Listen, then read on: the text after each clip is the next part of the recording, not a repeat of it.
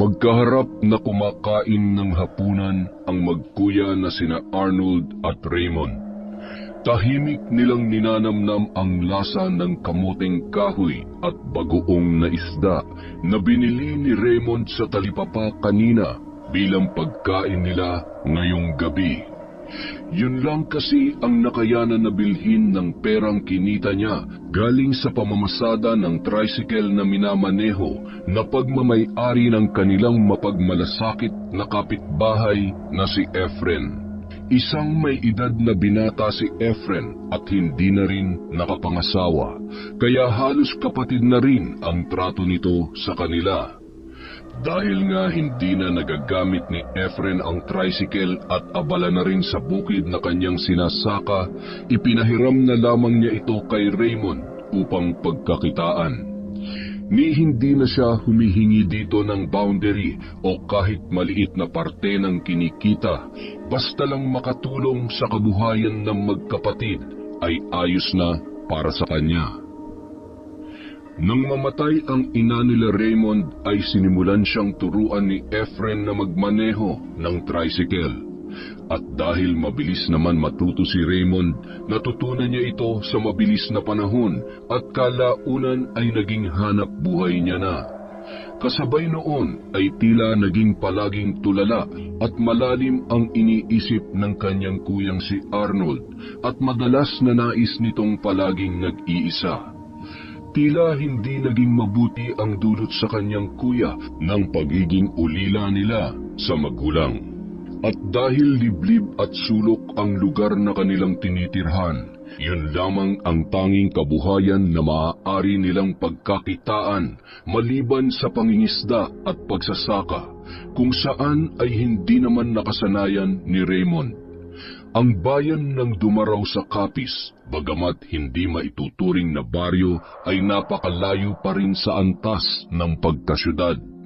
Kaya naman limitado lamang ang maaaring maging pagkakitaan dito. Pagtiyagaan na lang muna natin itong kamoting kahoy at bagoong na isda, kuya. Pasensya ka na ha, yan lang kasi ang kinayang mabili ng kinita ko ngayong araw eh. Hayaan mo bukas, babawi ako. Makakakain na tayo ng medyo masarap-sarap. Ayos lang to. Huwag mong isipin yun. Ang mahalaga, may pagkain tayo ngayon. Mahalaga ka sa akin, kuya. Ikaw na lang ang meron ako. Kaya lahat gagawin ko para mabuhay tayo ng sapat. Oh, pagkatapos niyan, magpahinga ka na ha. Matulog ka ng maaga. Bawal sa'yo magpuyat. Tapos na ako. Salamat po sa Diyos sa pagkain. Ganun lamang ang naging tugon ni Arnold sa kanya. At dahil hindi sila pareho ng level ng pag-iisip, madalas halos malayo sa mga sinasabi niya ang isinasagot nito. Bagay na naiintindihan ni Raymond at nakasanayan niya na rin. Nang makatulog na ang kuya niya, nagsimula na naman siyang gambalain ng kakaibang pakiramdam. Tila uhaw na uhaw siyang muli at gutom na gutom sa kung anong bagay. At dahil nga hindi niya makayanang pigilan ang sarili, muli ay sumalakay siya sa gitna ng kadiliman sa lugar na di kalayuan sa kanilang baryo. Simula nang mamatay ang kanilang ina at naisalin sa kanya ang pagiging aswang, ay tila naging normal na gawain na lamang niya yun. Ngunit kailanman ay hindi siya naminsala ng kapitbahay o kalugar nila, ayon na rin sa habilin noon sa kanya ng kanilang nanay bago pa ito tuluyang malagutan ng hininga. Kinabukasan, nagkita sina Efren at Raymond sa paradahan kung saan nakastambay habang naghihintay ng mga pasahero. Kumusta ang biyahe ngayong araw, Raymond? O Kuya Efren, ikaw pala. Medyo maayos naman po ngayon. Hindi tulad kahapon, sobrang hina ng biyahe. Mukhang tamad na tamad yung mga tao na lumabas eh. Oo nga eh, pansin ko kahapon na parang walang masyadong tao sa paligid. Siguro dahil ramdam pa rin nila yung takot tungkol sa balita na may namatay na naman daw sa kabilang baryo. Ha? Bakit kuya? Ano daw ang nangyari? Narinig ko lang din kahapon, pinag-uusapan dun sa bukid. May pinatay daw na lalaki. Gaya nung mga nauna, Wakwak din ang tiyan at mukhang nilantakan daw yung laman loob. Hindi naman nabago yung balita at pangyayari na yan dito, kuya. Halos gabi-gabi na nga yan nangyayari. Yun na nga nakakatakot eh. Halos gabi-gabi na. Noon pa naman may nagaganap na ganyan dito. Pero kakaiba na kasi ngayon. Parang sunod-sunod na kasi talaga nitong mga nagdaang araw eh. Nakakatakot nga talaga yung ganyan, kuya. O sige ha, uuwi na muna ako sandali para pakainin si Kuya Arnold. Tanghali na rin pala. Hindi kasi pwedeng malipasan ng gutom yun eh. Oo, sige na. At babalik na rin ako sa bukid. Kinuha ko lang tong inutang kong pagkain kay Aling Pining. Paalis na sana si Raymond. Ngunit bago pa niya mapaandar ang motor, narinig niya na nagsalita ang kapitbahay nila na si Beth. Si Beth ay isa sa mga tao sa kanila na labis ang panlalait sa kanyang Kuya Arnold. Noon pa man ay nais na niyang gantihan ito, ngunit dahil sa habilin ng kanyang ina na palagi niyang naaalala, pinipigilan niya ang kanyang sarili na gawin yon. Hoy Raymond! Yung kuya mo nakita ko nandun na naman sa harapan ng bahay nyo. Nakaupo parang baliw na naman. Huwag nyo na lang po siyang pansinin, Ate Beth. Hindi rin naman siguro kayo pinakikialaman ni kuya. Bakit? Inaano ko ba siya? Naaliw lang akong tingnan yung kuya mong baliw kasi mukhang tanga na nakatulala na naman dun sa labas ng pintuan nyo. Parang palaging nakakakita ng engkanto. Hay, ewan ko sa inyo. Sige na po, uuwi na ako. Maghanap kayo ng kausap nyo. Sa susunod, itali mo sa loob ng bahay yung kuya mo para hindi nakakalabas. Nakakatakot na nga ang itsura, pinapalabas mo pa. Hindi na lamang pinansin ni Raymond ang huling sinabi na yun ni Beth. Sa halip ay paharurot niyang pinatakbo ang tricycle at umuwi sa bahay para pakainin ang kanyang kuya. Dahil nga sa kondisyon ni Arnold, naging pabaya ito sa sarili. Madalas ay naaabutan siya ni Raymond na madungis at madumi ang damit. Hindi na rin ito nagugupitan ng buhok dahil sa tuwing ipapagawa yun ni Raymond sa mga barbero sa kanilang lugar, nagwawala ang kuya niya at tila ayaw nitong ipagalaw ang kahit anong parte ng kanyang katawan. Kaya naman, humaba na ang buhok niya at umaabot na sa kanyang balikat. At kagaya nga ng gabi-gabing nakagawian ni Raymond, hindi na naman niya napigilang umatake sa gitna ng kadiliman.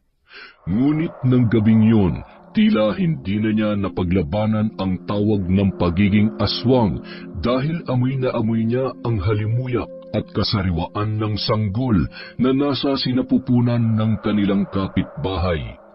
Kaya naman, walang awa niya itong sinalakay at takam na sinagpang ang sanggol na nasa tiyan ng ina na kasalukuyang nahihimbing ng tulog. Sa isang iglap lang, tila busog na nilisan niya ang bahay ng buntis na biktima. Kinabukasan, habang naghahanda na si Raymond para pumasada ay nagkita sila ni Efren sa labas ng kanilang bahay. Bagamat magkapit-bahay lang sila nito, ay hindi maiiwasan na magkasalubong sila at mag-usap araw-araw. Kamusta Raymond? Bibiyahe ka na? Oo kuya, maya-maya pagkatapos kong linisin ng kaunti itong motor mo. Ikaw ba, magpapabukid ka na? Gaya ng dati, kailangan nating kumayod para mabuhay. Teka, alam mo na ba yung bago na namang balita? Ha? Anong balita ba yan kuya? Wala pa yata akong alam eh. Kakalabas ko lang ng bahay. Yung insidente ng pagpatay, mukhang palapit na ng palapit dito sa atin. May bago na namang namatay kagabi, yung buntis na asawa ni Lester. Ha? Yung asawa ni Kuya Lester? Bakit? Ano nangyari kuya? Kinuha daw yung sanggol sa tiyan ng asawa niya. Ang nakakalungkot pa, sa isang buwan na palang kabuuanan nun. Ayun, pati yung nanay ng bata nadamay din. Ikaw ba naman kasing wasakin yung buong katawan mo? Mabubuhay ka pa ba dun? Dinaig pa nga yung nagpasisaryan eh. Ganun ba? Naku, kawawa naman. Pati yung sanggol dinamay pa. Sino naman kaya ang may gawa nun? Sa totoo lang, ayaw ko sanang maniwala. Kaya lang dito talaga sa lugar natin, hindi naman maikakaila na laganap ang pag-atake ng mga aswang. Kaya ang duda din ng mga tao at mismong si Lester, aswang daw ang gumawa nun sa asawa niya. Nakakatakot naman pala. Sino naman kaya ang aswang na yun, kuya? Alam na kaya nila? Yun na nga hindi pa. Yan din ang tanong ng mga tao kanina habang nag-uusap-usap dun sa tindahan ni Aling Pining. Napakawalang puso naman ang gumawa nun.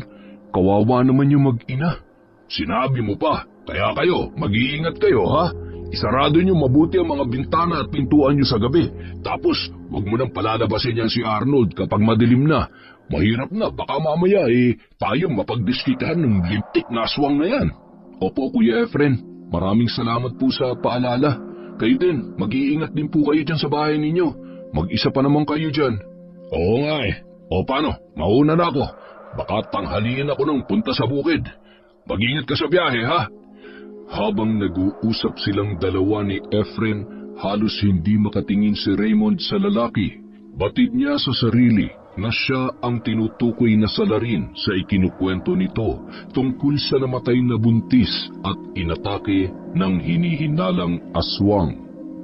Matapos ang pag-uusap nila na yon ay bumiyahe na si Raymond at iniwanan ng pagkain ang kanyang kuya Arnold. Madalas ay naiiwan itong mag-isa sa bahay, ngunit dahil maayos pa naman ng kaunti ang takbo ng kanyang pag-iisip, pinagkakatiwalaan niya ito na iwan na lamang ng mag-isa. Kinagabihan, habang nasa gitna ng mahimbing na pagkakatulog ang kuya niya na si Arnold, ay muli na naman siyang inatake ng pagkagutom na hindi niya mapigilan. Ngunit habang nasa ganoon siyang pakiramdam, ay narinig niya na tila may kumakaluskos sa labas ng kanilang bahay. Sa lakas ng pakiramdam ni Raymond, ay kaagad niya yung narinig. Sino yan? Kung balak mo kaming takutin, huwag mo nang ituloy. Baka ikaw ang samain sa gagawin mo. Nagpatuloy ang kaluskos hanggang sa biglang lumusot sa pintuan nila na yari sa palapa ng niyog ang isang mahaba at matalim na itak na tila may tao na sadyang gumawa noon. Habang patuloy na sinisira ng taong nasa labas nila ang pinto, kasabay noon ay ang pagbabagong anyo ni Raymond at naging isang ganap na siyang aswang. Nang tuluyan ng masira ang pintuan ay iniluwa noon si Lester, ang asawa ng buntis na pinatay ni Raymond kagabi. Nagising naman si Arnold dahil sa ingay na yun. Sino ka? Nasaan si Raymond? Tanong niya sa nakapasok na si Lester. Hawak ng lalaki ang mahabang itak at tila anumang oras ay handa niya ng itarak yon sa kanyang bibiktimahin. At ikaw, sino ka naman? Bakit ganyan ang mukha mo? Bakit ang pangit mo? Nagtatakang tanong naman niya kay Raymond na makita ang aswang na itsura nito. Matapos yun ay dali-dali siyang nagtalukbong ng kumot at sumiksik sa sulok ng papag. Sinasabi ko na nga ba kayo ang lahi ng aswang na pumapatay ng mga tao dito sa lugar natin? Matapos yun sabihin ni Lester ay narinig niya ang malakas na pag-angil ng aswang habang nakaabang na rin ang matutulis na kuko nito upang lumaban anumang pagkakataon. Wala akong alam. Hindi ako may gawa nun. Hindi ko alam ang sinasabi mo. Umalis ka na. Sa nahihintakutang wika ni Arnold habang nasa loob ng nakatalukbong na kumot. Aswang! Mga aswang ang lahi ninyo! Ngayon katapusan nyo na! Uunahin na kitang aswang kang pangit ka! Hindi ka sasantuin ng itak ko! Marahas na sumugod si Lester sa aswang na si Raymond at inundayan ito ng saksak, ngunit mabilis na nakakilos ang aswang at tumalon ito papunta sa harapan ni Arnold. Tila pinoprotektahan niya ang kanyang kapatid.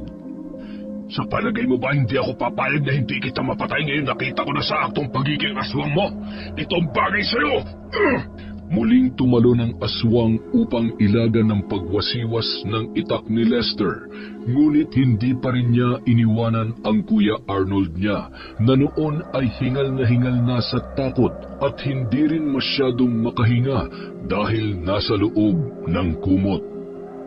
"Lumaban ka, aswang! Huwag ka magpanggap na mabuti! Papatayin kita! Pinatay mo ang mag-ina ko!" Ayaw sanang lumaban ni Raymond. Ngunit nang akmang si Arnold na ang naisaksakin ni Lester ay napilitan siyang atakihin ito. Sinalubong ng matatalas niyang mga kuko ang tiyan ng lalaki. Agad yun na tumagos sa likurang bahagi ng katawan ni Lester. Kaagad din itong nagluwa ng dugo at tila nanginginig sa sakit na nararamdaman. Hindi pa nakontento at muli siyang sinaksak ni Raymond ng mga kuko nito sa kanyang leeg at kaagad na tuluyang humiwalay ang kanyang ulo sa kanyang katawan. Nagpagulong-gulong ang ulo ni Lester sa sahig kaya tinapakan yun ni Raymond para tumigil.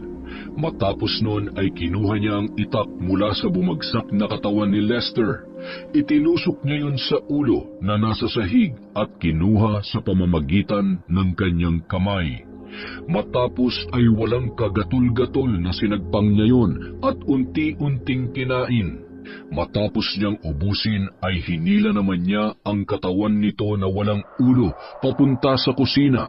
Pinagpira-piraso niya ito at kinain hanggang sa damit at buto na lamang ang natira sa lalaki. Aswang ka, Monmon? Ikaw ang aswang? Katulad ni nanay? Masama ka? Natigilan si Raymond sa pagnasab ng pira-pirasong katawan ni Lester at bumaling sa kanyang kapatid. Maya-maya, unti-unti na siyang bumalik sa tunay niyang anyo. Pinahid niya ng kanyang braso ang bibig na may bakas pa ng dugo at butil ng mga laman ng kinain niyang katawan, bago lalapitan ang kanyang kuya at magsasalita. "Oo, kuya. Ngayon nakita mo na ang lahat at alam mo na ang totoo. Matatanggap mo pa rin ba ako bilang kapatid mo? Pero bakit ganun? Bakit ka naging aswang kagaya ni nanay? Ibig mong sabihin lahat ng pagkain natin, tao rin?" "Hindi, kuya. Siyempre hindi. Kaya ako naghahanap buhay para mapakain ka ng pagkain na nararapat para sa'yo. Huwag ka mag-alala. Hindi kita pinapakain ng katulad ng sa mga kinakain ko, kuya." "Kung ganun, ikaw pala ang pumapatay ng mga tao. Bakit mo nagawa yun? Bakit ka naging aswang gaya ni nanay?" "Kuya, makinig ka sa mga sasabihin ko. Bago namatay si nanay noon, gusto niyang sa'yo isali ng pagiging aswang niya. Pero dahil ayaw kong ikaw ang magdala ng sumpa at magdusa dahil dito, ako na lang ang umako ng tungkulin para tumanggap ng sumpa bilang aswang." Matapos marinig yun, ay mahigpit na yumakap si Arnold kay Raymond at humagulgol ito ng iyak. Batid ni Raymond na nauunawaan siya ng kanyang kuya maging ang ginawa niyang pagsasakripisyo para iiwas ito sa nakaambang sumpa na dapat sana ay para sa kanya. Ang higpit na yakap na yon ng kanyang kuya ang labis na nagbigay ng lakas ng loob sa kanya upang patuloy na itaguyod ito at protektahan laban sa mga taong umaalipusta at nanghahamak dito dahil sa kanyang kondisyon na kakaiba sa karaniwang tao. Kinabukasan, dahil maulan at hindi maganda ang lagay ng panahon, hindi na muna nakapamasada ng tricycle si Raymond. Ngunit iniisip niya kung hindi siya gagawa ng paraan para kumita ngayong araw, wala siyang ipambibili ng pagkain para sa kanyang kuya. Kaya naman, "Magandang araw po, Aling Pining. Baka po pwedeng makaangkat ng mga manok sa inyo kahit ngayong araw lang. Ilalako ko lang sana sa mga bahay-bahay. Maulan po kasi ngayon at hindi ako makapagbiyahe na maayos." Ikaw pala, Raymond. Abay, oo naman. Sige, pagbibigyan kita. Ilang kilo bang kailangan mo? Kung pwede po sana, 10 kilo na para makabawi-bawi naman ngayong maghapon. Oh, siya, sige, walang problema. Bibigyan kita ng 10 kilong manok na paninda. Ibigay mo na lang ang bayad sa akin mamaya kapag nagkaroon ka na ng benta, ha? Sige po, Aling Pining. Maraming salamat po. Wala nga naman, iho. Kumusta na nga pala yung kuya mong si Arnold? Maayos naman po. Nandun lang siya sa bahay. Hindi ko na po muna pinapalabas kasi ginagawa lang katatawanan ng mga taong nakakakita sa kanya. Ay, naku, mga tao talaga. Kapag alam nilang walang kalaban-laban ay sinasamantala. Ganun na nga po eh. Pero hinahayaan ko na lang po sila. Pinapaiwas ko na lang po si kuya para wala na lang gulo. Alam mo ba, kung nabubuhay lang yung nanay nyo, naku, tiyak hindi yun papayag na ganyanin ang kuya mo. Baka kainin sila ng buhay ni Lerma. Eto na nga pala yung 10 kilong manok mo. Sana may paubos mo yan, iho. Sige po, Aling Pining. Aalis na po ako. Maraming salamat po dito. Mamaya ko na lang po iaabot yung bayad. Matapos ang pag-uusap nila na yon ng matandang babae, ay dali-dali na siyang umalis. Habang naglalakad, napapaisip siya sa mga sinabi ni Aling Pining. Ano ang ibig sabihin nito sa kanyang mga tinuran kanina? May alam ba ito tungkol sa kanilang ina? Alam din ba nito na aswang ang kanilang nanay? Kung ganoon ay hindi malabo na batid din nito na aswang na ang isa sa kanilang magkapatid. Sa isipin na yon, nakadama ng kaba at kaunting pagkairita si Raymond. Pakiramdam niya malalantad sa lugar nila kung sino at ano talaga ang tunay niyang pagkatao. Sa awa ng Diyos, naibenta naman ni Raymond ang lagpas sa kalahati ng nakuha niya kay Aling Pining at naibalik niya din dito ang halaga na kailangan niyang bayaran. Ang isa sa mga natirang manok ay iniluto niya ng maayos para kay Arnold at ang ilan naman sa mga natira ay plano niyang ibenta ulit bukas habang nagbibiyahe kapag umayos-ayos na ang panahon. Nang gabi rin na yon, hindi na naman mapakali si Raymond at gaya ng mga nakaraan ay pilit na naman siyang kinokontrol ng kanyang pagiging aswang. Tila may tumutulak sa kanya para gawin ang bagay na ayaw na sana niyang gawin. Ngunit sa huli, nananaig pa rin ang tawag ng sumpa sa kanyang katauhan. Nagmamadali at nanginginig ang kanyang katawan na tinungo ang mga manok na kanyang itinabi sa kulungan. At sa kalagitnaan ng gabi ay isa-isa niyang pinagkakain ang mga manok na sana ay ibebenta niya kinabukasan. Pinilit niyang ibaling na lang doon ang atensyon at punan ang pagkagutom dahil ayaw na sana talaga niyang mambiktima pa ng mga tao, lalong-lalo na yung walang kinalaman at kasalanan sa kanila. Kinabukasan, nakasalubong niya si Efren at nakita niya na may kasama itong matanda na sa isip niya ay bulag dahil mayroon itong hawak na tungkod at may suot na kulay itim na salamin sa mata. Kuya Efren, mukhang may bisita po kayo ah. Uy, Raymond, ikaw pala. Oo, tiyuhin ko nga pala, si Tiyo Bernie. Dito na muna siya manunuluyan sa akin kasi kakaalis lang ng anak niya papuntang Cebu para doon na raw ipagpatuloy ang pag-aaral. Tiyo, si Raymond po. Kapatid-kapatiran ko po siya rito. Ayos yan kuya. Nang sa ganun ay may makasama ka naman dyan sa bahay mo. May kakaiba yata akong naaamoy. Parang malansa at amoy masangsang. May dala ka bang isda, iho? Po, ako po. Wala naman po. Ngayon pa nga lang po ako pupunta sa palengke para bumili ng gulay ni kuya. Si Tiyo talaga. Umiral na naman ang pagiging antingero. Huwag mong sabihin maghahanap pa tayo dito niyang nangangamoy na yan, Tiyo. Siya, sige. Hayaan mo na nga lang at baka sarili ko lamang ang naaamoy ko. Sige na, Raymond. Mamaya na lang tayo mag-usap ulit, ha? Ihatid ko na muna sa bahay tong si Tiyo Baka kasi nagugutom na eh. Pakakainin ko muna. Mag-iingat ka. Matapos ang kanilang usapan, nagpatuloy na sa paglalakad si Raymond para pumunta sa palengke. Habang naglalakad, naaalala niya ang bisita ni Efren. Sa pagkakadinig niya ay may nabanggit ito na antingero daw ang tiyuhin niya na manunuluyan sa kanyang bahay. Kung ganon ay tila magkakaroon na naman ng panibagong hamon para sa kanya. Kaya naman, kailangan niya ng masusing pag-iingat. Ilang araw ang lumipas, tila naging normal naman ang kanilang buhay.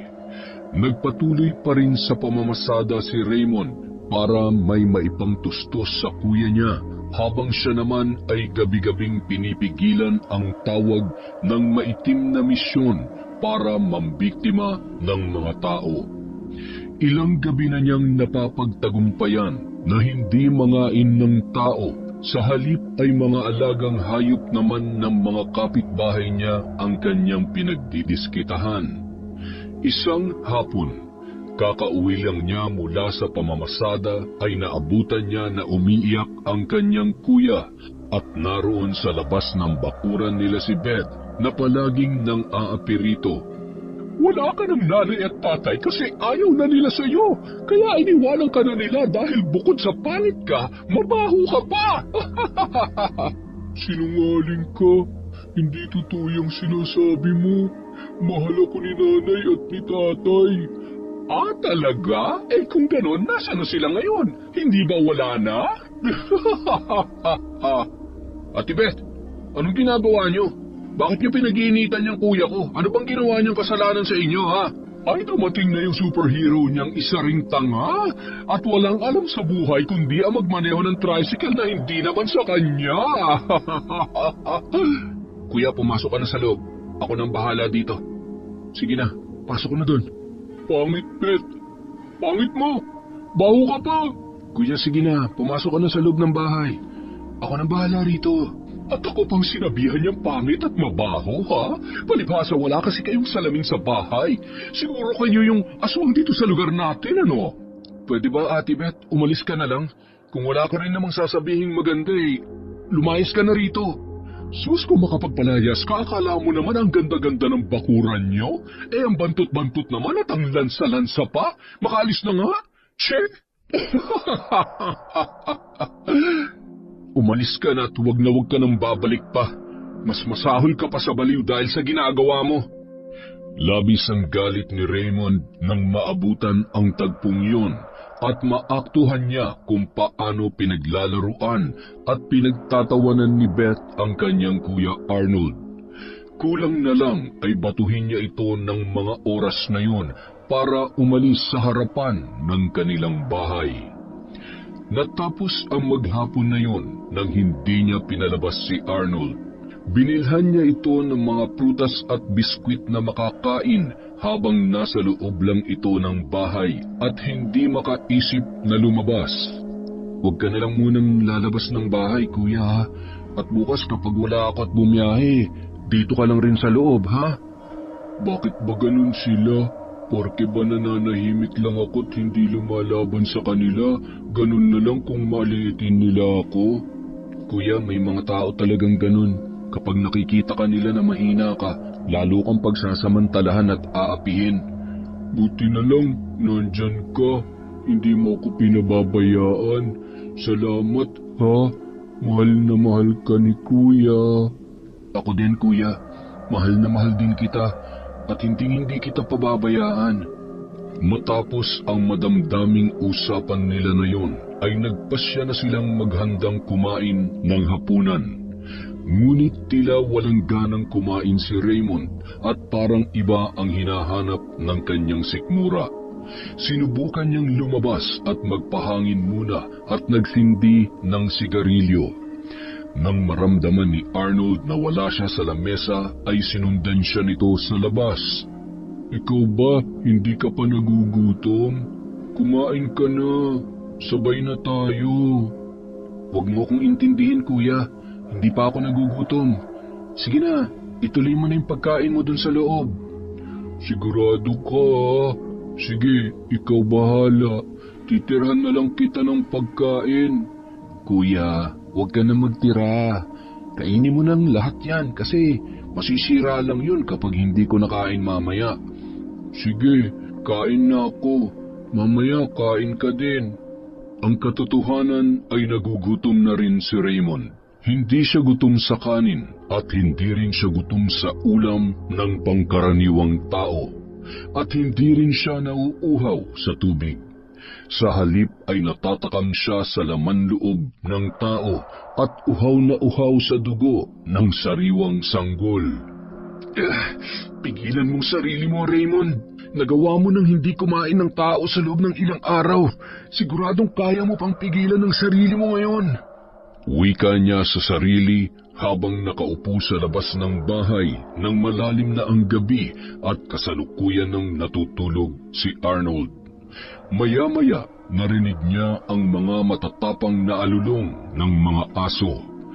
Tila nag-iimbita ang mga yun sa kanya upang gumawa ng hindi kanais-nais ng gabing yun.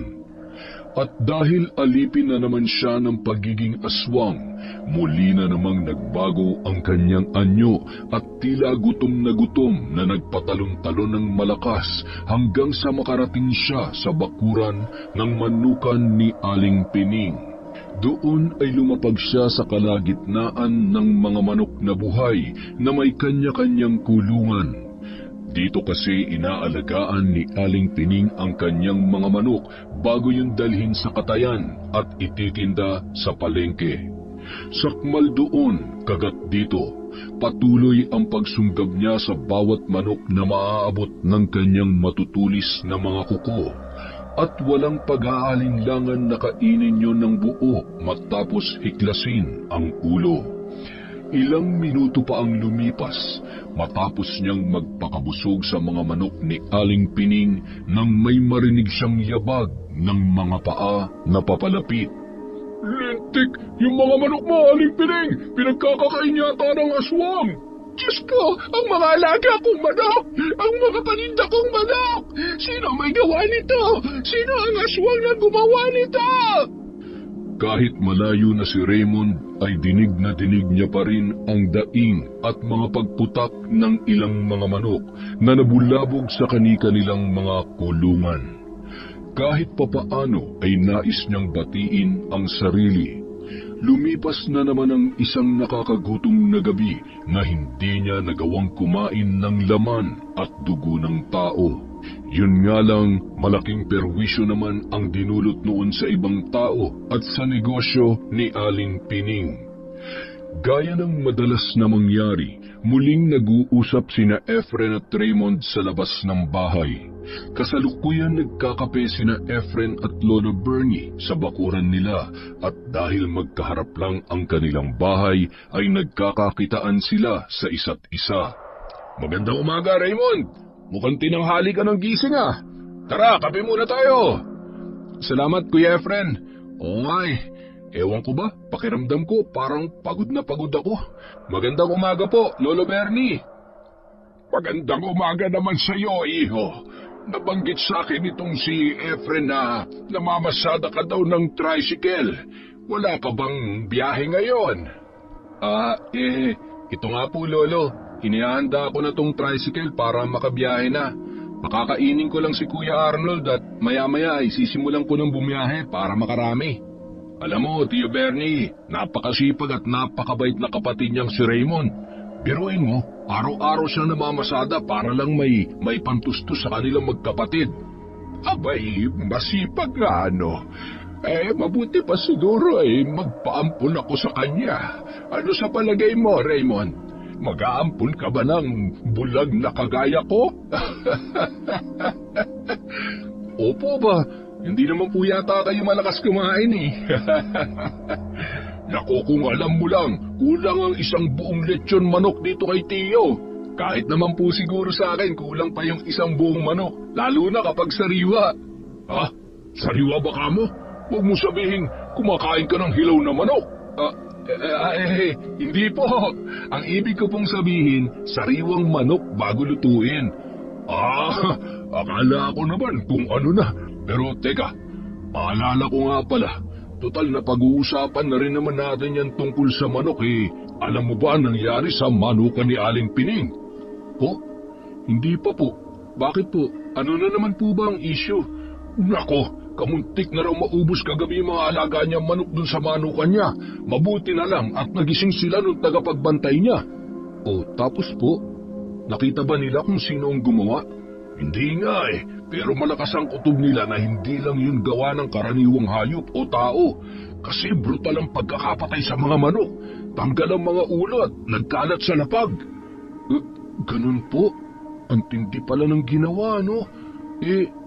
Paano niyo nalaman, kuya? Paano kasi? Kaninang umaga, habang bumibili ako ng pandesal dun sa may panaderya, hindi ko naman sadyang marinig yung mga usap-usapan nila. Kaya ayun. Base sa pagkakakwento mo sa akin, Efren, tila sunod-sunod na yata ang nagaganap na pagkamatay ng mga tao at hayop dito sa lugar ninyo. Malakas ang kutob ko na kakaibang nilalang ang gumagawa niyan. Ha? Kakaibang nilalang po? Ano pong ibig niyong sabihin, Lolo? Aswang, maligno, halimaw, maaaring ganoon.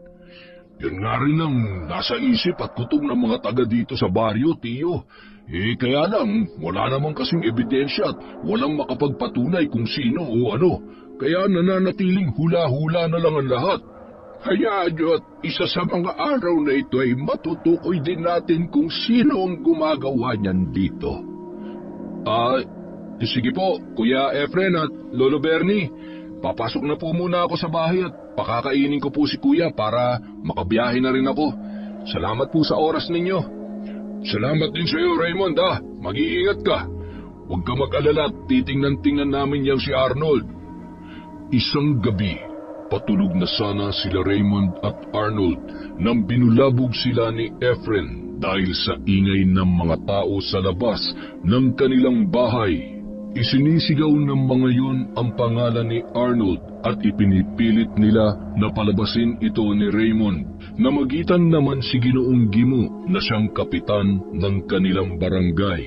Kung ano man yang ibinibintang ninyo sa magkapatid na ito, ako na mismo makakapagpatunay na nagkakamali kayo. Kaharap lang sila ng bahay ko at kung may kakaiba man sa kanila, sigurado ako na makikita ko kaagad yun. Sinasabi mo lang yan dahil kaibigan mo magkapatid na yan. Bakit? Nababantayan mo ba ang kilos at galaw ng dalawang yan araw at gabi? Sigurado kami na isa sa magkapatid na yan ang aswang dito sa atin. Pero mas malakas ang hinala ko na yung pangit at gusgusin ng aswang dyan. Sa itsura pa lang Teka, bakit niyo po ba kami pinagbibintangan ng kuya ko? May mga ebidensya po ba kayo? Mapapatunayan niyo ba ang mga binibintang niyo sa amin? Bakit? Hindi pa ba sapat na ebidensya yung mga nangyayari dito sa lugar natin? Yung pagkamatay ng mga tao? Pati mga buntis hindi nyo pinalalagpas at yung mga hayop na bigla na lang namamatay ng wala namang dahilan. Kaya dapat lang kayo mamatay. Teka muna, sandali lang mga kabaryo ko. Uminahon muna kayo. Daanin natin ito sa maayos na usapan. Hindi pwedeng basta na lang ninyong ididiin yung mga tao na ito, lalo na't wala namang kayo matibay na pruweba. Palibasa hindi kayo nawala ng mga kaanak, Kapitan. Ang anak kong si Lester bigla na lang naglaho. Ni katawan nga niya, hindi ko na nakita Sabihin mo nga kung karapat dapat lang ba akong manahimik, Kapitan? Naiintindihan ko ang saloobin ninyo.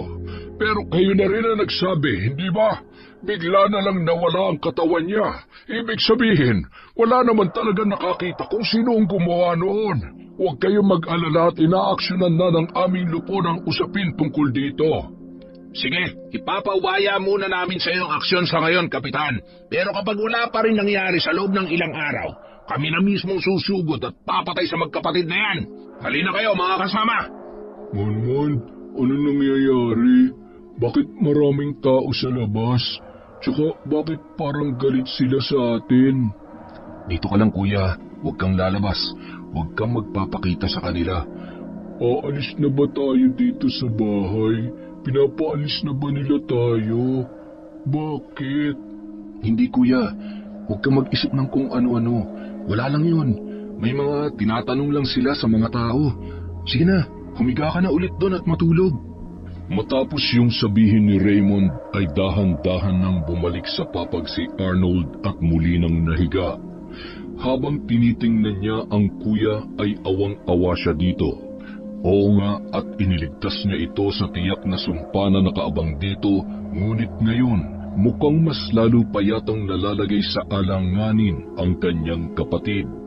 Ngunit hindi niya mapapayagan na basta na lang walang gawin para protektahan ito. Gagawin niya ang lahat para sa kanyang kuya dahil mahal na mahal niya ito. Ilang linggo matapos ang insidenteng yun, hindi na muna niya pinalalabas ang kanyang kuya. Kapag nasa biyahe siya ay iniiwan niya ito kay Efren. Bagamat hindi naman masyadong wala sa sarili si Arnold, ay may mga ginagawa itong minsan na tila hindi pinag-iisipan, kaya mainam pa rin na may magbabantay dito kahit papaano. Isang gabi, Kuya Efren? Kuya Efren! Oh, Raymond, ikaw pala yan. Kumusta ang biyahe mo ngayon? Maayos naman, kuya. Buti na lang at marami akong naging pasahero ngayong araw. Ito nga pala, saging para sa inyo ni Lolo Bernie. Susunduin ko lang po sana si Kuya Arnold. Ay nako, ikaw naman nag-abala ka pa. Salamat ha. Sandali lang at tatawagin ko si Arnold. Nandoon sa likod ng bahay, kausap si Tio Bernie. Hindi ka ba muna tutuloy? Hindi na po, Kuya Efren. Asikasuhin ko pa po kasi yung pagkain namin ni Kuya Arnold. Tsaka gumagabi na rin eh. Ay, ganun ba? Okay, sige, hintayin mo na lang kami dyan sandali, ha? Ilang minuto lang naghintay si Raymond at maya-maya nakita niya na napapalapit na muli sa kanya si Efren at kasama nito si Arnold. Nandyan ka na pala. Uuwi na ba tayo? Oo, kuya. Kailangan ko nang asikasuhin yung pagkain mo. Mukhang natuwa kang kausap si Lola Bernie ah. Nako, sinabi mo pa. Kanina pa sila nagkukulitan dun sa likod. Ay, oo nga pala Raymond. Bago ko makalimutan, bukas baka hindi muna namin mabantayan si Arnold ha. Pupunta kasi kami sa bayan ni Tio Bernie. Check up niya kasi sa doktor yon. Nako, walang problema yan Kuya Efren. Akala ko naman kung ano na. Pwede ko naman iwanan mag-isa si kuya sa bahay. Isang araw lang naman eh. Di ba kuya? Oo, hindi ako aalis. Diba sabi mo, huwag akong aalis ng bahay. Di, hindi ako aalis. Yun naman pala eh. O siya, sige na. Gumagabi na. Pumasok na kayo at nang makakain na kayo sa loob. Tara na kuya. Salamat po ulit Kuya Efren. Lolo Bernie, dito na po kami. Matapos nilang magpaalam ay umuwi na nga sa bahay ang magkapatid. Tila naging maayos naman ang lahat ng gabi na yon, ngunit hindi para kay Raymond. Tuwing papatak ang hating gabi ay isang laksang pangamba at pagpipigil ang kailangan niyang gawin para pigilan ang bugso ng tatakaman sa dugo at laman ng tao. Sinubukan niyang pilit na iwaksi at baliwalain ang kakaibang pakiramdam, ngunit hindi niya talaga kayang paglabanan ang kakaibang kontrol na yon. Muli ay ginawa niya ang labag sa kanyang kalooban at itinulak siya ng kanyang katawan na gawin ang pagpaslang. At sa loob lamang ng buong magdamag, ilang mga hayop at inosenteng tao ang nakunan niya ng buhay at katawan.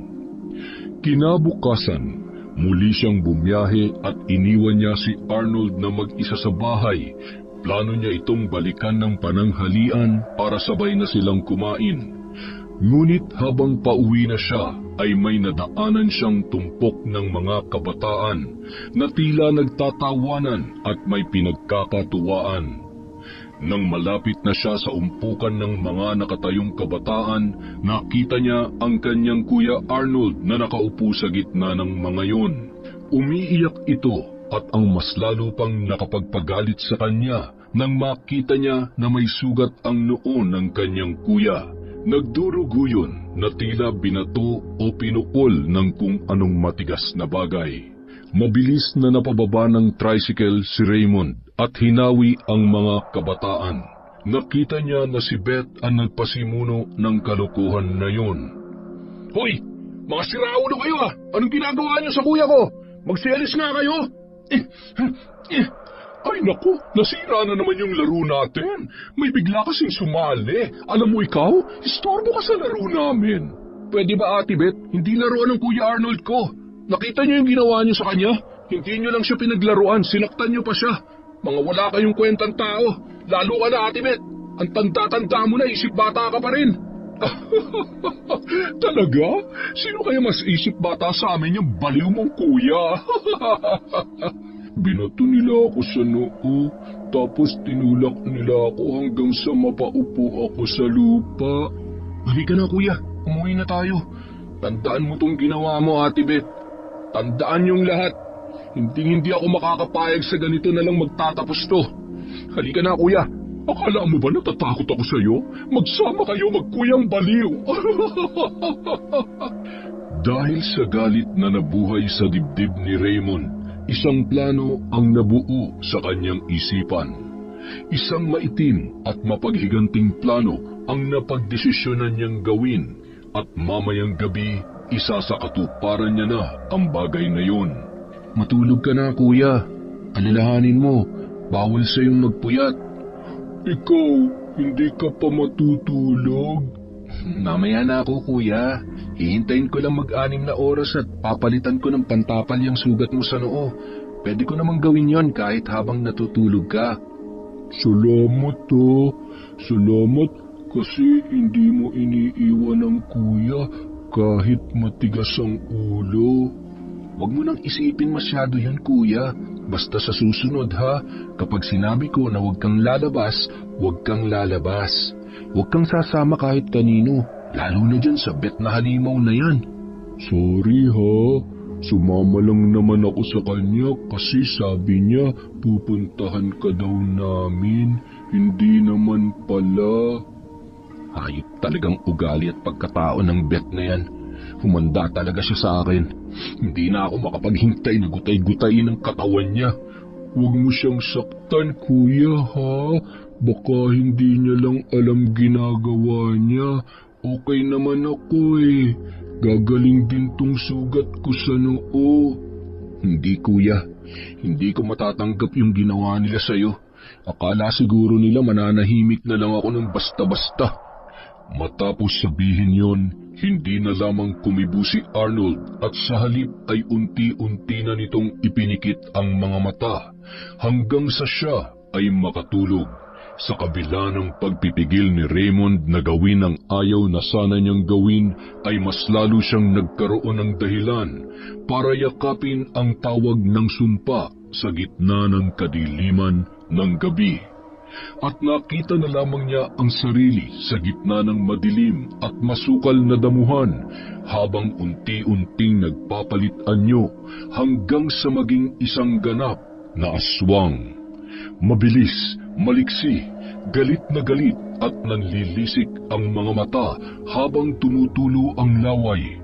Tila hangin sa bilis na pinuntahan niya ang 2 kabataang lalaki na kasamahan ni Beth kanina sa pananakit kay Arnold.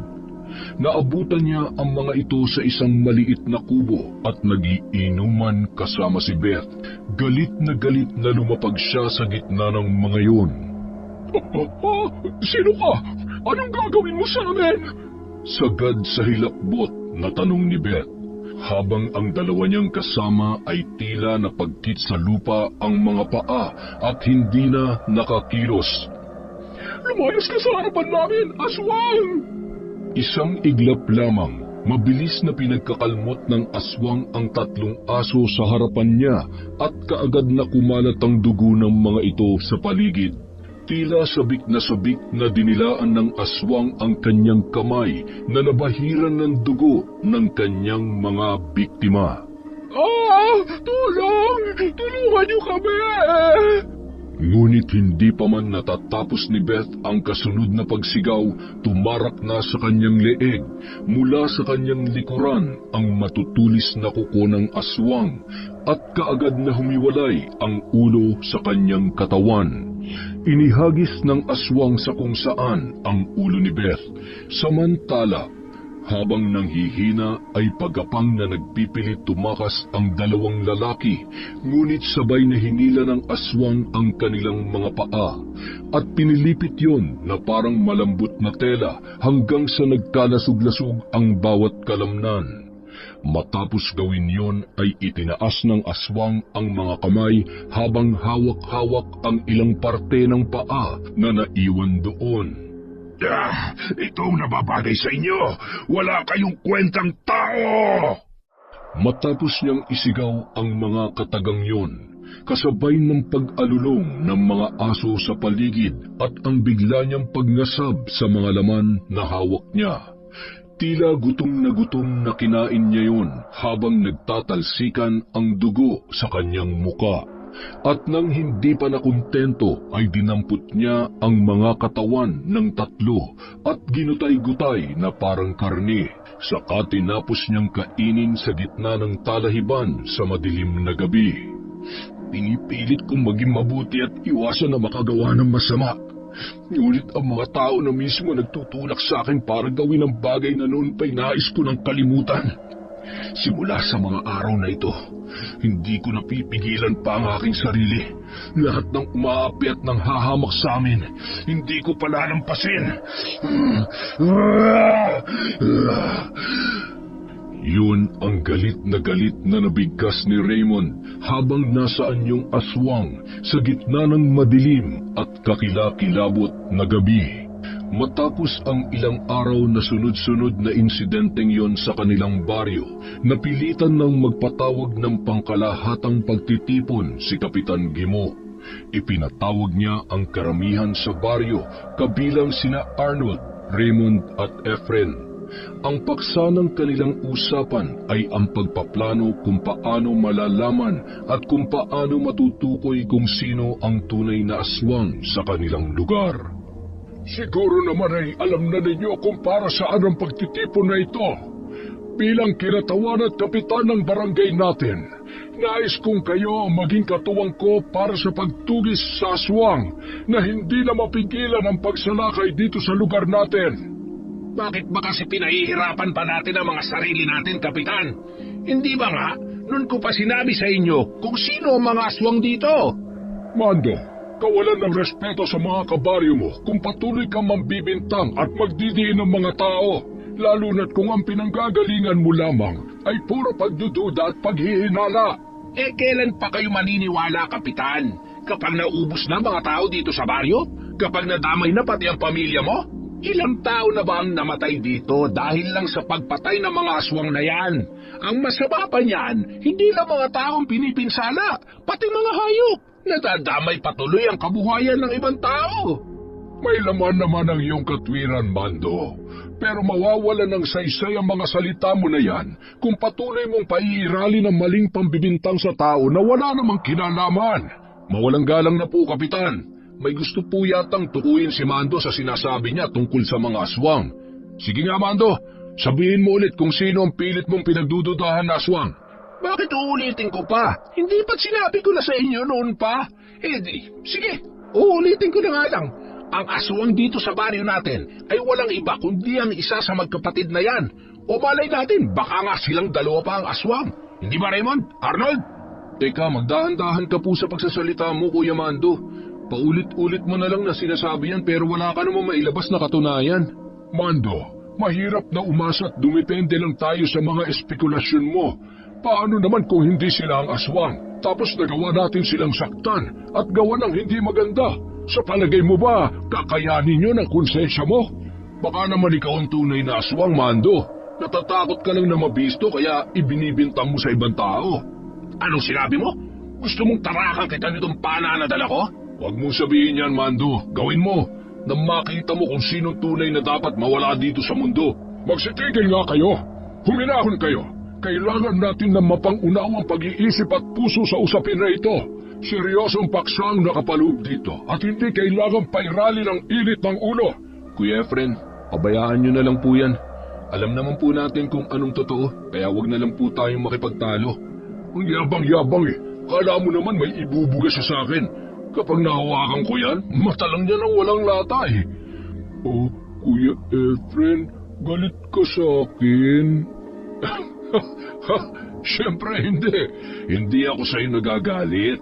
Nagagalit ako sa mga tao na nagpaparatang sa inyo ng wala namang katotohanan. O siya, sige. Tutal ay hindi rin naman tayo magkasundo sa usapang ito. Pag-usapan na lang ulit natin ito sa susunod na araw. Palamigin niyo muna ang inyong mga ulo at palipasin muna natin ang galit. At dahil nga pinipilit pa rin ni Mando ang hinala niya tungkol sa magkapatid na sina Arnold at Raymond, nagkaroon sila ng maanghang na pagtatalo ni Efren. Kaya naman, nauwi lang din sa hindi natapos na pagpaplano ang pagtitipon na yun. Kaagad naman na nagsiuwian ang mga tao. Kinagabihan, habang naglalakad si Mando pauwi galing sa pagtitinda ng balot, may naririnig siyang mga kaluskos ng tila mga paa na lumalakad sa mga tuyong dahon. Pinakiramdaman niya kung saan nagmumula ang ingay. Matapos ay kinuha niya mula sa bulsa ang luma, sira at medyo malabo na maliit na relo. Pagkakita niya sa oras ay 11:00 na pala ng gabi. Sino yan? May tao ba yan? Ngunit walang sumagot sa kanya. Sa halip ay mas lalo pang lumalakas ang mga kaluskos. Nang tingnan niya ang paligid na puno ng mga ligaw na halaman, nakita niya na gumagalaw ito ng pakaliwa at pakanan na tila dinuduyan sa hangin. Huwag kang manakot. Akala mo ba natatakot ako sa'yo? Lumabas ka dyan at harapin mo ako. Bahagyang tumigil ang paggalaw ng mga halaman. Dahan-dahan siyang lumapit doon, hawak ang kaisa-isang maliit na punyal na tanging daladala niya. Palapit siya ng palapit sa mga halamang yun. Pigil ang hininga na nakikiramdam kung ano ang maaari pa niyang marinig at makita doon. Wala ka naman pala hanggang pananakot ka lang. Hindi mo pala kaya magpakita. Ano, natakot ka dito sa dalawang patalim, ano? Nasa gitna siya ng mayabang na pagsasalita nang walang ano-ano ay biglang lumabas sa makapal na halamanan ang isang napakalaking aso na sinabayan pa nito ng isang malakas at nakakagulat na pag-angil na tila ba nauulol. Aswang! Lumayo ka sa akin! Lumayo ka sa akin, aswang! Kaagad siyang sinugod ng malaking aso at dinambahan, at dahil sa sobrang laki nito ay napatumba siya sa lupa habang patuloy na nakikipagbuno sa asong yun. Maya-maya, biglang nawala ang naturang aso. Tumingin siya sa paligid at tila parang wala namang nangyari. Wala na ba? Nasaan na kaya yun? Sana naman wala na, Diyos ko. Nahihira ako sa takot. Makatayo na nga bago pa ako maabutan ulit ng aswang na yan. Akma na sana siyang tatayo mula sa pagkakasalampak sa lupa, ngunit hindi pa man siya lubos na nakakatayo ay biglang may isang itim na malaking ibon naman ang umatake sa kanya. Dinampot ng mga kuko nito ang manggas ng kanyang suot na damit at dinagit siya paitaas. Ngunit nang halos lampas na sa mga puno ang taas ng pagkapadagit sa kanya ng ibon, napunit ang kanyang damit at bumagsak siya sa lupa at nagpagulong-gulong. Hindi pa man siya nakakabawi sa pagkakabagsak ay muli siyang nilapitan ng malaking ibon at malakas na pinagpapalo siya ng pakpak nito. Kasabay noon ay ang pagkalmot nito sa bawat bahagi ng kanyang katawan at dahil nga wala na siyang suot na damit ay kaagad na sumusugat sa kanyang balat ang bawat kalmot ng mga kuko at hampas ng mga pakpak ng naturang ibon. Tama na! Ayoko na! Parang awa mo na, tigilan mo na ako! Hindi masarap ang katawan ko! Napait ang dugo ko! Kaya makiusapot na lang ako! Lupaypay na siya sa lupa at halos hindi na makatayo nang bitawan siya ng ibon mula sa malalakas na pagpalo ng pakpak nito sa kanya. Duguan na siya at pagapang na iginagalaw ang katawan habang hirap na hirap sa paghinga. Ngunit tila hindi pa rin nasisiyahan ang naturang ibon. Parang may isip na dumampot ito ng isang malaking bato gamit ang malalaki at mahabang mga kuko at inilipad yan sa ere na kasing taas ng puno. at nang nasa itaas na ay tumapat siya sa katawan ni Mando na patuloy na gumagapang sa ibaba at saka inihulog ng ibon ang malaking bato direkta sa kanyang katawan. Kaagad namang nawalan ng malay si Mando matapos tila nanigas at tumirik ang mga mata. Matapos noon ay muling lumipad sa ibaba ang ibon at inulit-ulit na paghahampasin ng kanyang pakpak ang nakahandusay na lalaki. Muli nagpagulong-gulong si Mando hanggang sa mawalan na ng malay. Kapitan Gema! Kapitan Gema! Oh, Aling Piling, napasugod kaya dito ay kay aga-aga. Ano ba ang atin? Si Mando kasi, nakita ko dun sa may daanan malapit sa kakahuyan. Mukhang may bumagbog sa kanya. Puro sugat ang katawan at hirap ng huminga. Ay, totoo ba yan? Halika at samahan niyo ako at ituro niyo sa akin kung nasaan siya. At sinamahan nga siya ni Aling Pining upang makita si Mando. Nang makita nila ang kinaroroonan ng lalaki, ay dinala muna nila ito sa tanggapan ng barangay upang lapatan ng paunang lunas. Punong-puno siya ng sugat, kalmot, kagat, galos, hiwa at kung ano-ano pang pinsala. Hindi rin siya makapagsalita at nananatiling tulala at tila nasa isang direksyon lamang ang kanyang paningin. Mando, ayos ka lang ba? Maikukwento mo na ba sa amin ang lahat ng mga nangyari sa'yo? Ang taas naglipad ko. Sige pa, itaas mo pa.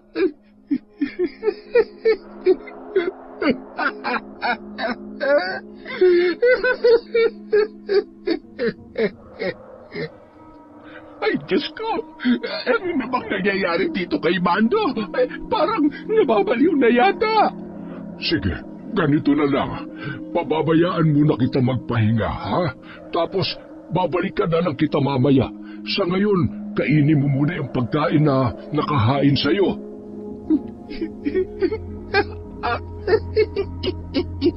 Bukas, gusto ko mas mataas na dito, ha? Gusto ko hanggang langit yung lipad ko. Ay, Kapitan, hindi ho kaya nakadroga yang si Mando? Sobra naman po kayo, Aling Pining. Hindi naman po ganoon si Mando. May palagay ako na nagkaroon siya ng trauma sa nangyari sa kanya. At yun ang aalamin natin kapag bumuti na ang kanyang kondisyon. Siya, sige. Tutuloy na muna ako at magtatanghali na.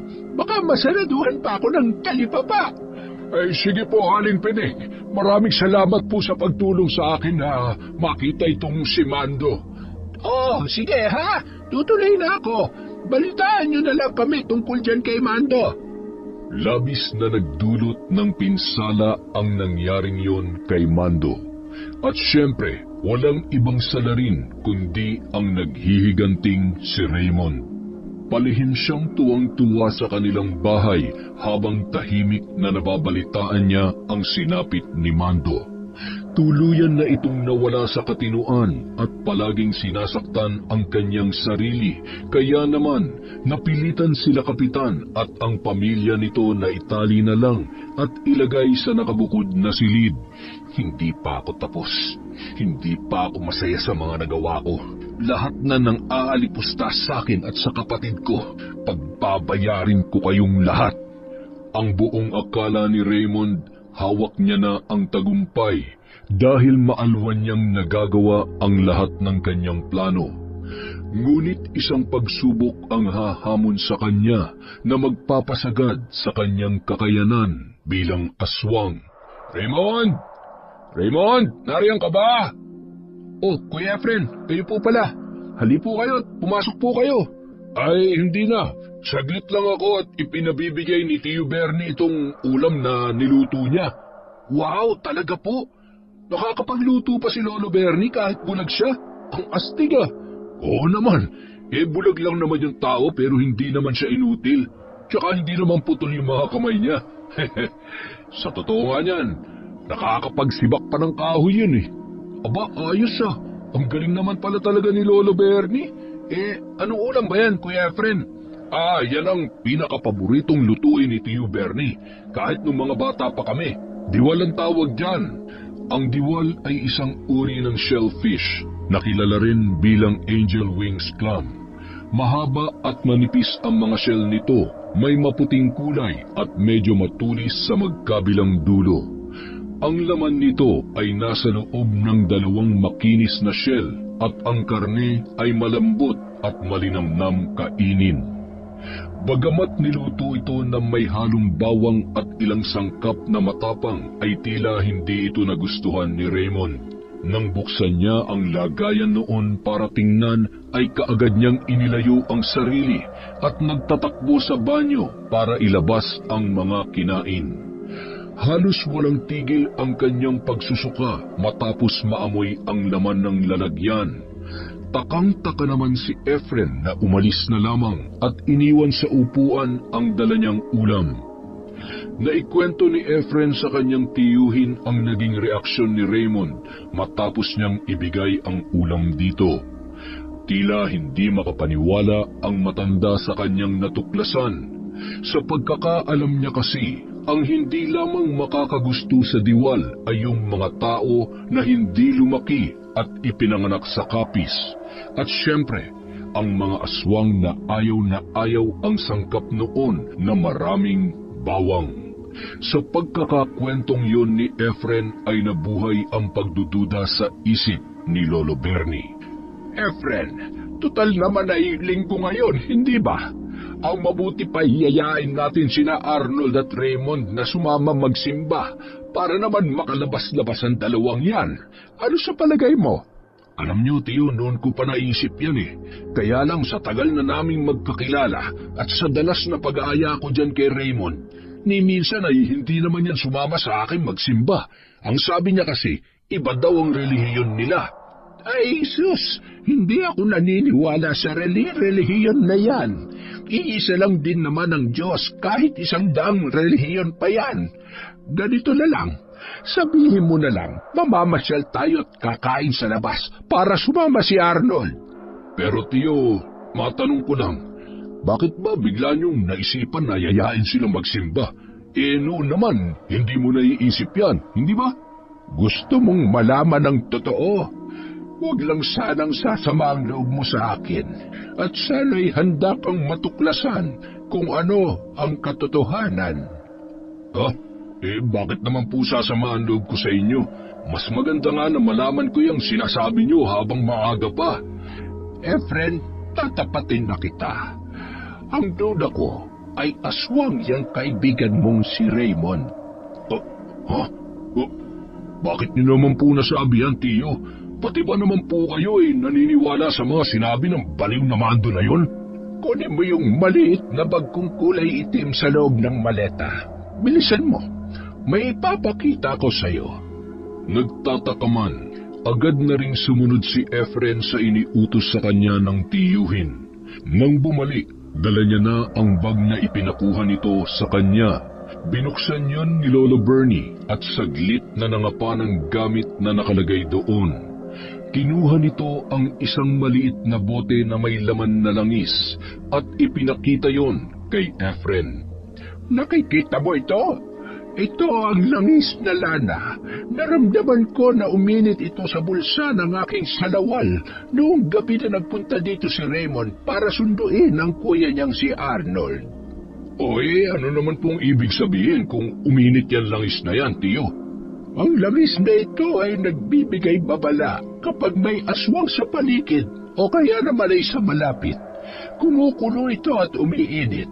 Yun ang kanyang senyales, Efren. Ganoon po ba? Bakit po nakatago lang yan sa bag ninyo?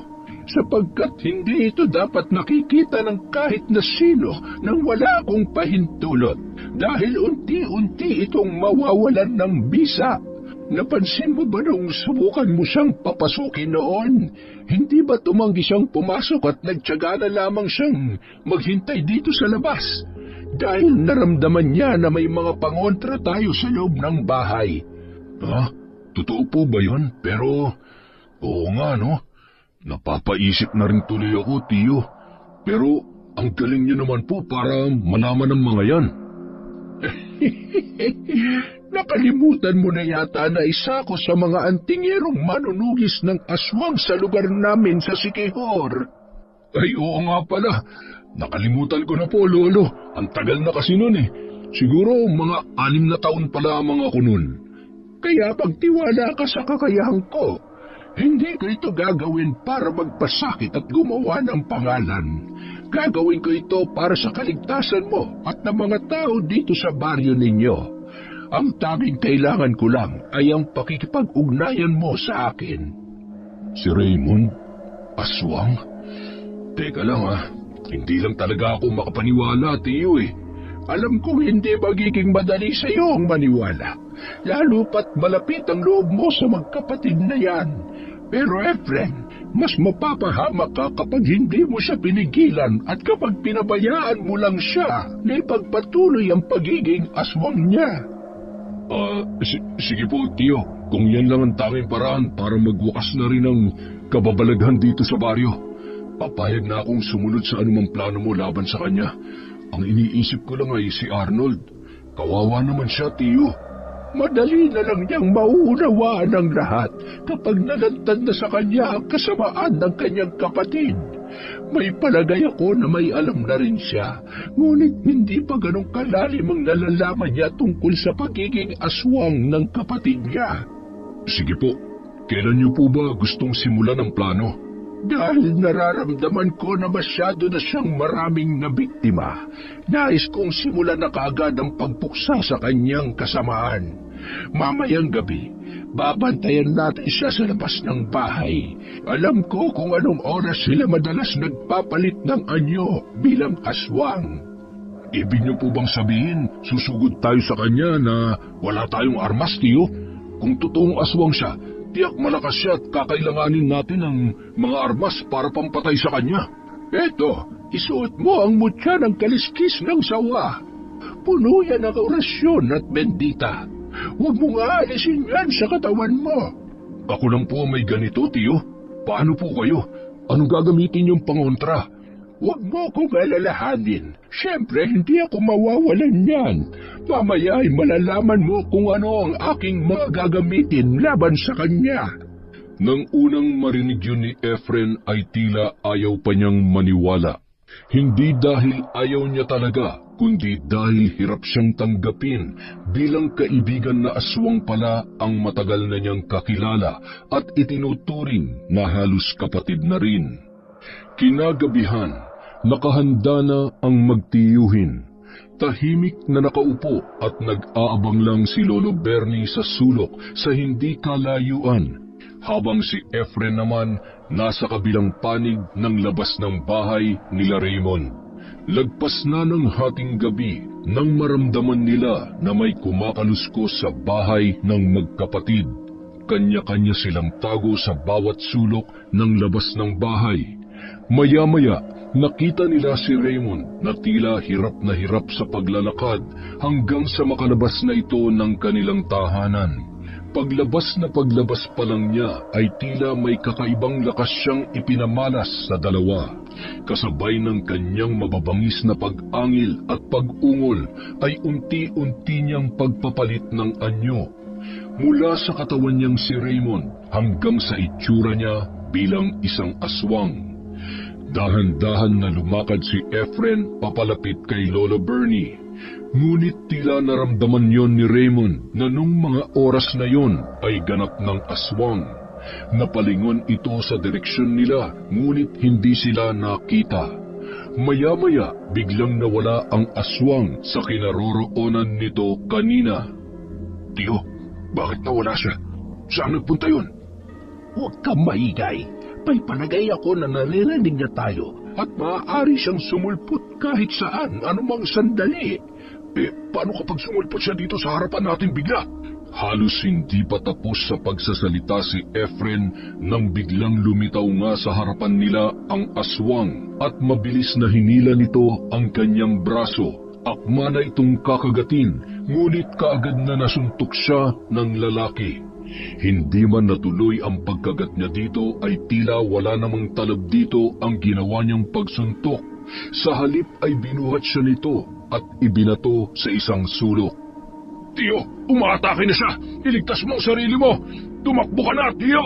Sino may sabi na tatakbo ang isang manunugis ng aswang na kagaya ko? Mula sa pagiging bulag, nakita ni Efren na dumilat ang mga mata ng tiyuhin. Hudyat yon na sumasa katawan na nito ang kakaibang kapangyarihan na siya lang ang nakakagawa. Habang galit na galit ang aswang at muling susugod kay Efren, ay mas mabilis pa sa hangin na humarang si Lolo Bernie sa pamangkin at itinaas niya ang isang kwintas na anting-anting. Tiyo, hindi kayo bulag kapag nakikipaglaban sa aswang? Sa bisa ng mutya ng bulalakaw na nagmula sa bundok ng mga engkanto, ilayo mo sa amin ang aswang na ito! Hindi pa man natatapos ni Lolo Bernie ang sinasambit, biglang kumislap ang tila bato na kasing laki ng itlog ng pugo at kuminang ito ng liwanag na parang nagmumula sa bulalakaw. Agad na nasilaw ang aswang at nagsisigaw na umatras. Tila hindi nito kinaya ang lakas ng kislap ng mutya ng bulalakaw. Nakatayo naman kaagad si Efren at kitang-kita niya na unti-unting nanghihina ang aswang. Efren, kunin mo ang langis na lana dyan sa loob ng bag at ang kulay itim na sundang. Bilisan mo habang nanghihina pa ang aswang. Kaagad namang tumalima si Efren sa iniutos ng matanda at iniabot dito ang mga sinabi niyang kunin. Ang sundang na metal na yon ay puno ng orasyon at pinatakan ng banal na dugo ng baka at bendita. Nang hawak na ni Lolo Bernie ang sundang, hindi niya napansin na nakabawi na pala ang aswang mula sa nararanasang hirap at tila sing bilis ng hangin na ito'y sumugod sa antingero at sinakal ito habang nakalapag sa lupa. Nabitawan ng matandang antingero ang sundang na hawak niya at tumilapon yon sa di kalayuan. Efren, itali mo sa leeg niya ang suot mong mutya ng kaliskis ng sawa at ibuhos mo sa kanya ang langis na lana na ipinakuha ko sa iyo. Ngayon na! Opo, Tiyo. Ngayon din po. Kaagad namang sinunod ni Efren ang inutos ng matanda at mula sa likuran ay inalis niya sa leeg ang kwintas na suot niya at isinuot yon sa aswang na sumasakal kay Lolo Bernie. Kasabay noon ay ang pagbuhos niya ng langis na lana sa katawan ng naturang aswang. Agad na napabitaw ang aswang kay Lolo Bernie at napahiga ito sa lupa habang hawak-hawak ang leeg na may suot na kwintas na mutya ng kaliskis ng sawa. Namilipit ito sa sakit na kanyang nararamdaman, samantala nang hihina namang muling tumayo ang matanda at humarap sa kanyang katunggali. Efren, bilisan mo! Kunin mo ang banal na sundang! Iabot mo sa akin habang nanghihina pa ang aswang! Matapos maiabot ni Efren kay Lolo Bernie ang sundang, narinig nila ang malalakas na pagtawa ng aswang dahil nanumbalik na ang lakas nito at biglang tumayo ng muli. Nanlilisik ang nagbabagang mga mata nito nang makatayo at galit na nakatitig sa kanila. Tiyo, mukhang walang bisa ang ginamit natin sa kanya. Kinagamitan niya tayo ng pangontra. Mayroon siyang tali ng itim na tela. Yan ang kailangan nating maputol. Kapag nakatali sa katawan niya ang itim na telang yan, hindi siya tatablan ng anumang armas na gagamitin natin. Kung ganun, anong gagawin natin, Tiyo? Huwag ka mag-alala. Ako ang bahala. Kunin mo itong balaraw na pilak. Hawakan mong maigi. Lilinlangin natin siya. Magpapahabol ako habang dala ko itong sundang.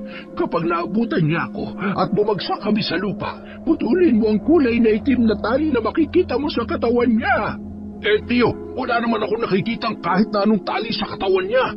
Mamaya, makikita mo yan sa bisa ng orasyon ko habang inaatake niya ako. Bilisan mo ang pagkilos sapagkat mawawalang muli sa paningin mo ang tali na yon matapos ang 30 segundo. Sige, Tiyo. Alam ko na po ang gagawin. Halos hindi pa natatapos ang sinasabi ni Efren, mabilis na muling sumugod ang aswang kay Lolo Bernie. Habang ang matanda naman ay parang bula na bigla na lang nawala. Lumitaw ito sa kabilang bahagi ng lugar. Agad namang nakadama ng kalituhan ng aswang sapagkat hindi niya maabot-abutan ang antingero kahit anong sugod ang gawin niya. Ako ba ang hinahanap mo, aswang? Nandito ako! Muli siyang sinugod ng aswang, ngunit sa pagkakataong yun, naabutan na siya nito at itinumba siya sa lupa. Hawak-hawak ng aswang ang muka ng matandang antingero at tila ba nais dukutin ang mga mata niya gamit ang mga kuko nito. Efren, sisimulan ko na ang orasyon. Titigan mo mabuti ang katawan niya para makita mo kung saan lalabas ang itim na tali. At kapag nakita mo yon, putulin mo kaagad. Sige po, Tiyo. Handa na ako! Kaagad na umusal ng mga Latin na orasyon ang matanda habang si Efren naman nakaabang at titig na titig sa katawan ng aswang na nakadagan sa ibabaw ni Lolo Bernie. Ilang segundo pa lang ang lumipas ay nakita na ni Efren ang kulay itim na tela na nakatali sa may bandang bewang ng aswang at kaagad niya itong pinutol gamit ang pilak na balaraw na ipinahawak sa kanya ni Lolo Bernie. Kasabay noon ay ang pagtarak ng bulag na antingero ng hawak niyang sundang sa katawan ng aswang, direkta sa puso nito. Agad na tumagos sa likurang bahagi ng katawan ng aswang ang sundang at dahan-dahan itong bumagsak sa lupa.